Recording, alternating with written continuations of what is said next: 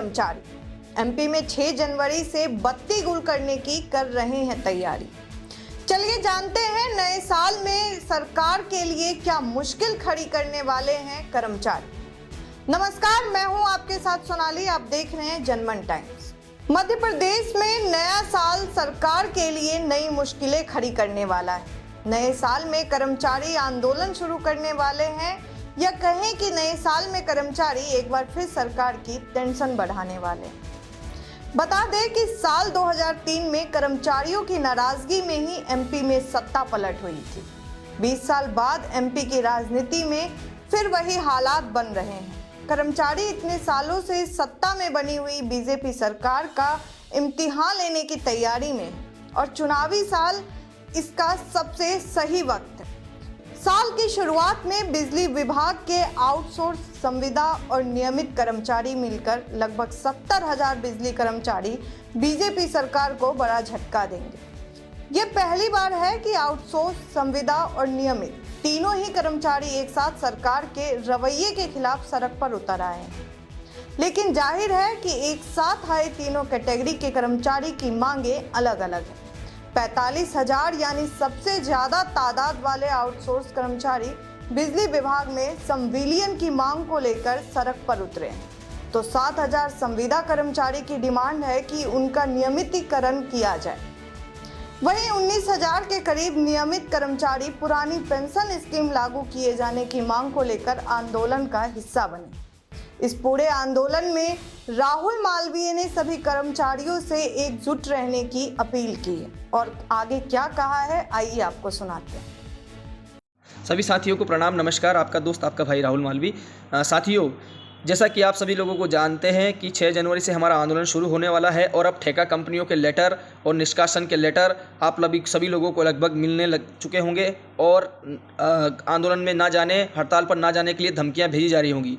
पर हमें इन गीदड़ भभकियों से डरना नहीं है, क्योंकि हमें इन्हीं ठेका कंपनियों के खिलाफ ये लड़ाई लड़नी है, क्योंकि यही कंपनियां हैं जो हमारा शोषण करती है।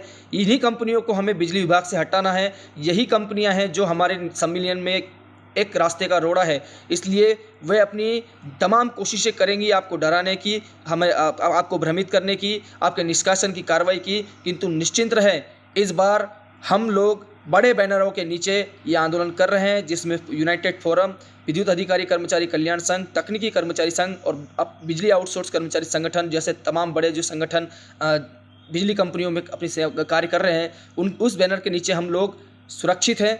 ये औपचारिकता मात्र है।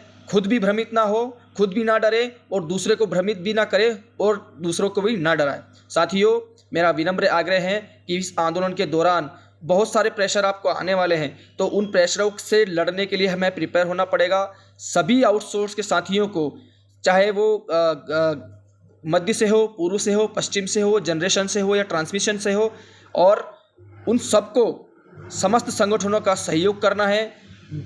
पूरी निष्ठा से, पूरी ताकत के साथ, तन मन धन से सहयोग करते हुए इस आंदोलन को सफल बनाने में अपनी पूरी ऊर्जा और ताकत झोंक देना है, क्योंकि यह आंदोलन 99% तो सफल हो चुका है। केवल 1% की औपचारिकता मात्र रह गई है।